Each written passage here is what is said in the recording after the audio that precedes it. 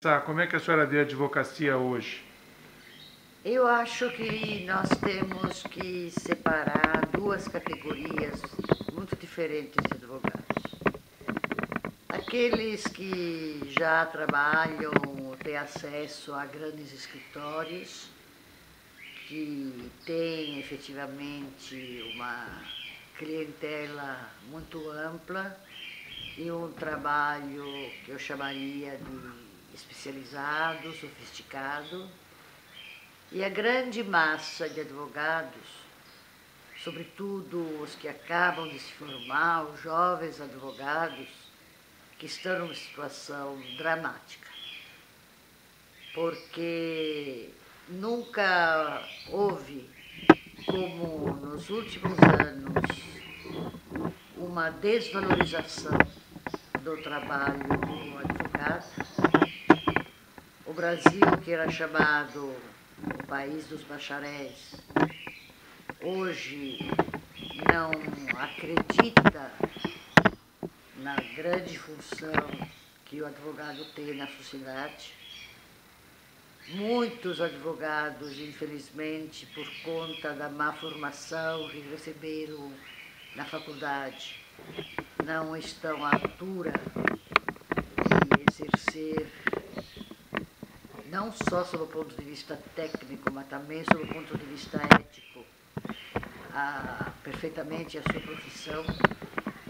E essa situação foi se degenerando até o ponto que hoje, entre os recém-formados, nós temos subocupação, pessoas que nem conseguem se inserir profissionalmente como advogados, ou advogados que sobrevivem exclusivamente por conta de convênios que a OAB tem feito com a Defensoria Pública, que é outro problema muito sério.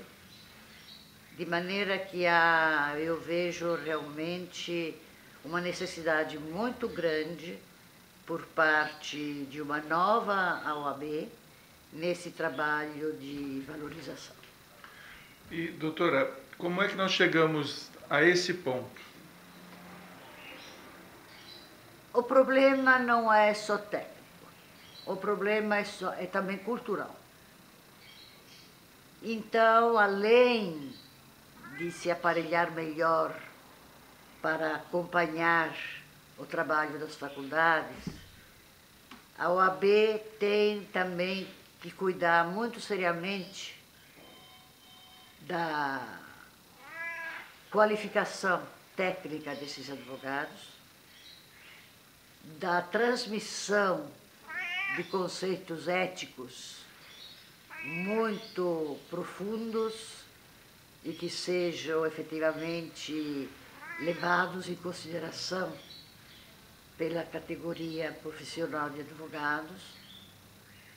Tem que fazer, junto à sociedade, um trabalho de valorização, mostrando de maneira muito clara à sociedade a relevância do papel do advogado e não se limitando nos cursos que oferece aos advogados a ministrar conceitos técnicos, mas tem que ministrar ensinamentos críticos para que o advogado se sinta estimulado e valorizado e possa atuar efetivamente no campo social de maneira mais completa.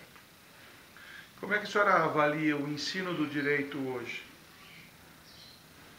Temos excelentes faculdades, que são normalmente as públicas e algumas privadas, e temos a grande massa de faculdades que tem apenas uma motivação comercial, currículos que não se renovam, professores desqualificados,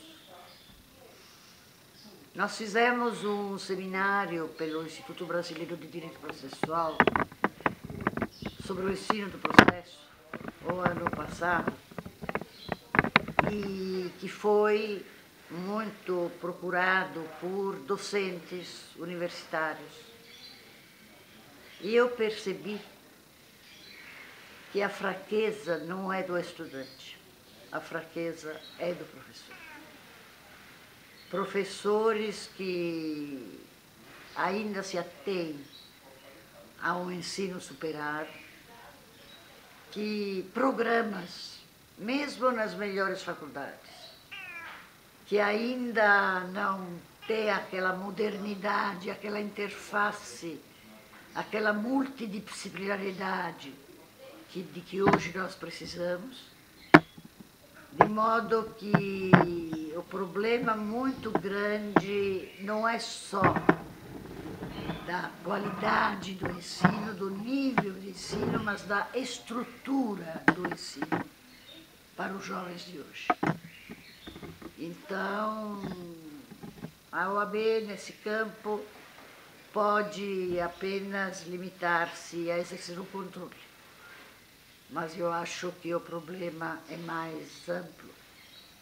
O problema é de revisão daquilo que as faculdades exatamente pretendem e que tipo de profissional eles querem formar e adequar ao seu ensino a nova sociedade, a nova mocidade.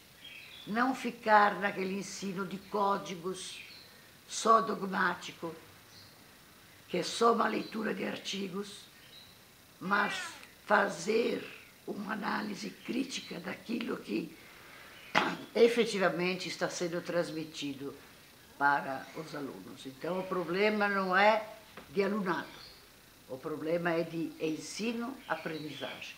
E a senhora acha que a OAB pode dar uma contribuição importante para mudar essa realidade? A OAB, ao invés de ficar só numa ação de fiscalização, deveria intervir dando ideias, abrindo debate, chamando os especialistas em ensino, fazendo seminários sobre o ensino jurídico, sobre a nova realidade do alunado. Hoje eles buscam na internet informações. Não é mais necessário o ensino que só transmita informações. Tem que ensinar como estudar e onde buscar as fontes de ensino. Então a OAB, a meu ver, tem uma função pedagógica. Não é uma função apenas de controle. Não basta fazer um exame de ordem, não basta seguir os rankings das faculdades, acompanhar a abertura de novos cursos. Tem que se envolver com criatividade para tentar mudar essa realidade do ensino. A senhora foi uma das criadoras da ESA, né? Qual era o papel da ESA? Era um papel de complemento ao ensino do direito ou ela propunha algum caminho alternativo para... Nós propunhamos caminhos alternativos. Tínhamos um ensino voltado exatamente para a inserção do advogado na sociedade. Então, a nossa grande preocupação, claro que a parte técnica também é importante, mas a técnica está a serviço de alguma coisa. Então, não basta transmitir conhecimento. Tem que se plasmar novas mentalidades. E nós tínhamos cursos que não só abriam perspectivas para as novas especialidades que o direito pode oferecer, e sobretudo naquela época não se ensinava ainda na faculdade, como nos preocupávamos com uma formação crítica de uma pessoa que tivesse as condições de intervir efetivamente na sociedade para plasmá-la. Então, era uma filosofia da escola voltada muito mais do que a pequenos cursos, a especialidades, voltada efetivamente para a formação do advogado. A doutora Rosana, hoje ela faz uma crítica a ESA, dizendo que ela praticamente repete matérias do currículo das faculdades. A senhora concorda com isso? É verdade, é um reforço. O que a ESA faz hoje é, de alguma maneira, reforçar o ensino, muitas vezes deficiente, que foi recebido na faculdade. Mas ela tem que inovar. Ela tem que introduzir novas questões. Ela tem que mostrar como o advogado, quando recebe uma consulta, tem que mostrar ao cliente os vários caminhos possíveis, tem que dar muita mais atenção aos meios alternativos, à conciliação, à mediação, à arbitragem, e tem que tentar mudar a própria cultura da advocacia. E isso a ESA hoje não está fazendo mais. Doutora, mudando um pouquinho, mas ainda relacionado à questão da qualidade do ensino. Tenho viajado pelo interior, junto com a doutora Rosana Chiavassi, e a gente ouve reclamações constantes a respeito das prerrogativas. Os advogados reclamam, muitos não sabem nem como se defender. Isso, a senhora acredita que essas violações, elas acontecem, está relacionada com a qualidade do ensino? Está relacionada, eu não diria nem com a qualidade do ensino, com a posição que hoje o advogado ocupa no mundo jurídico, que não é mais uma posição de prestígio, junto aos juízes, junto ao Ministério Público, junto aos servidores dos cartórios.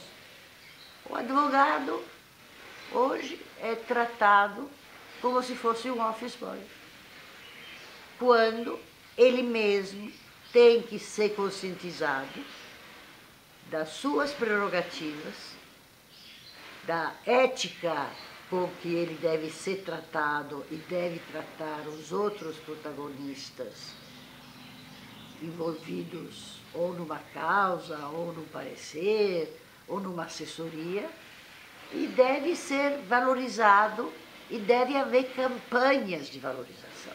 Isso que não tem sido feito.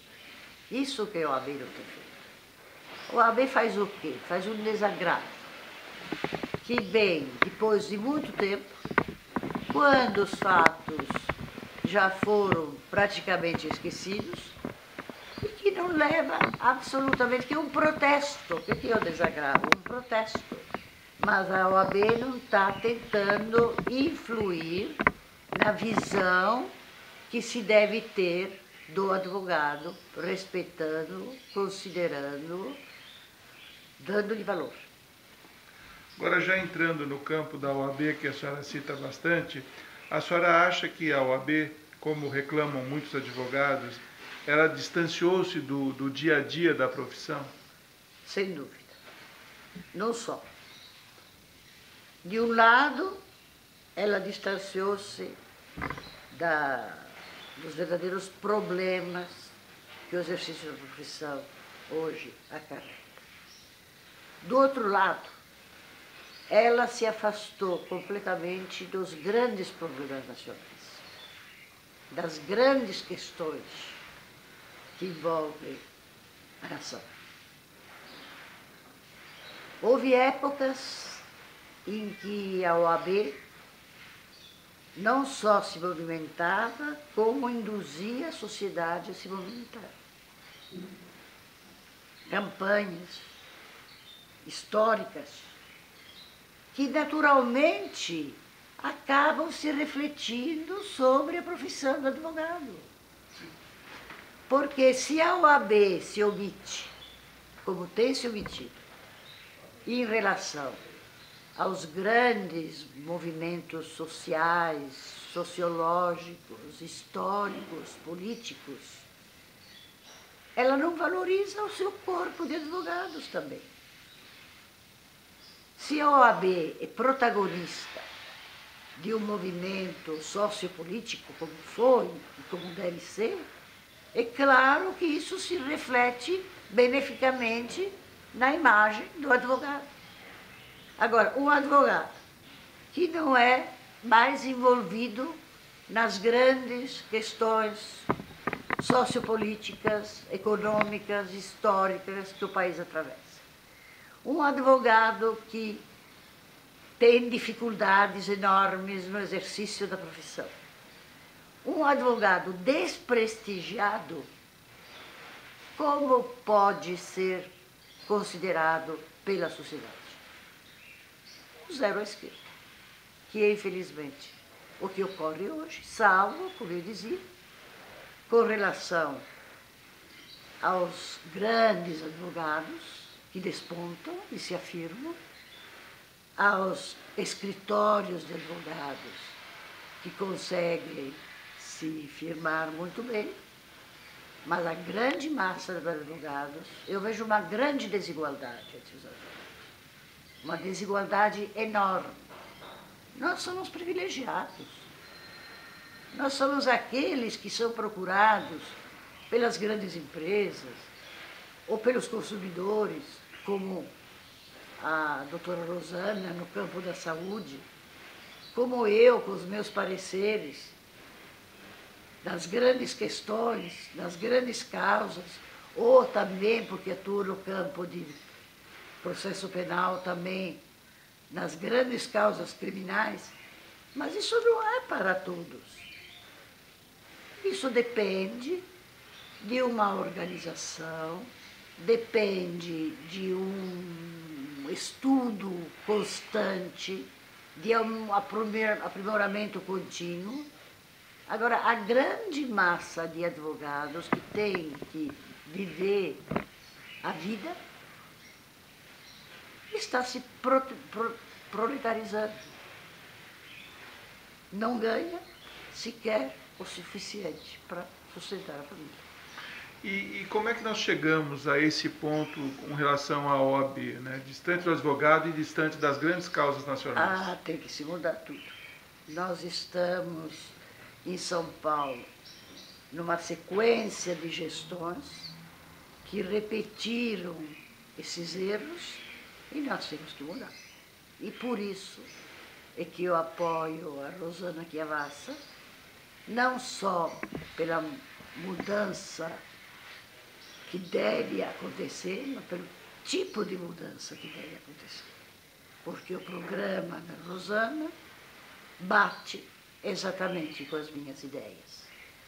Então, o envolvimento da OAB como instituição nas grandes questões nacionais, valorização do advogado, não só através de sugestões, estudos para o ensino melhor, mas também para um aperfeiçoamento que vise realmente abrir o mundo, abrir as perspectivas desses novos advogados e campanhas de valorização para que efetivamente essa imagem que hoje o advogado tem venha a melhorar junto à sociedade. Doutora, qual é a sua opinião a respeito da reeleição? Eu sou contra qualquer tipo de reeleição, tanto nas instituições públicas, como o OAB, como até a manutenção do mesmo grupo nas instituições privadas. Isso é um obstáculo evidente para novas ideias, para sangue novo. Nós precisamos de sangue novo. Nós não podemos absolutamente ficar 12 anos na mesma gestão, quando um mandato dura apenas 3. No máximo, eu poderia aceitar uma reeleição no modelo político que o Brasil adota. Mas eu até preferia um mandato mais longo e sem reeleição. Como, aliás, eu também preferiria no campo político. Esse distanciamento, ele está relacionado a essa perenidade desse grupo no poder? Claro, eu acho que está, porque sempre que não há renovação, tende-se a repetir os mesmos erros do passado. Não se enxerga de dentro o que está acontecendo. Falta a visão externa. Falta a participação de outros grupos, de outras cabeças, de outras mentalidades. Então, aquele tipo de cultura vai se perpetuando. Não pode haver mudança e nem vai haver mudança. É por isso que nós temos que renovar. E agora pensando na mulher, né? A mulher assumindo novos papéis na sociedade, papéis de relevância. A senhora acha que chegou o momento da OAB ter uma visão feminina na presidência? Eu acho que há diferenças de gênero, sem dúvida, entre homem e mulher. E a mulher tem uma visão do mundo e da sociedade diferente da do homem. Eu sempre, quando trabalho em grupo, tenho acontecido de trabalhar com homens e mulheres, mas considero o trabalho de equipe meu com mulheres mais produtivo. Porque, apesar da dita fraqueza, né, do sexo frágil, a mulher é muito mais obstinada. A mulher é muito mais dedicada a atingir efetivamente os seus objetivos. Acho que obstinada é o termo certo. O homem se deixa distrair por outros assuntos, que podem ser importantes também, mas não tem essa direção firme junto ao objetivo que eu vejo típico da mulher. E isso é típico também nos meus estudantes. Eu lido com gênero nas aulas. Às vezes, o homem pode até ser mais brilhante do que a mulher. Mas a mulher é aquela que efetivamente consegue cumprir os créditos do prazo certo do mestrado e do doutorado, que consegue efetivamente apresentar um trabalho de conclusão de curso, uma dissertação, uma tese, enquanto muitos homens se perdem pelo caminho. Então, acho que estamos também no momento de uma guinada para termos uma mulher conduzindo a Ordem de São Paulo, claro, que com a colaboração e o auxílio e o entendimento de muitos homens. Agora, a senhora, para finalizar, a senhora acha que a doutora Rosana Chiavassa, ela é a pessoa preparada para conduzir as mudanças que a senhora sugere? Sem dúvida, sem dúvida. Ela tem uma experiência em várias comissões da Ordem dos Advogados, experiências muito concretas e muito produtivas. Ela tem uma experiência de um escritório de advocacia que não é muito grande, que justamente se coloca nessa parte mais vulnerável, digamos assim, do exercício da profissão, e é muito bem sucedida no seu escritório. Ela tem, eu diria que ela tem uma cosmovisão muito plena e que, sem dúvida, será muito benfazeja para a remodelação da OAB de São Paulo. Obrigado, doutora.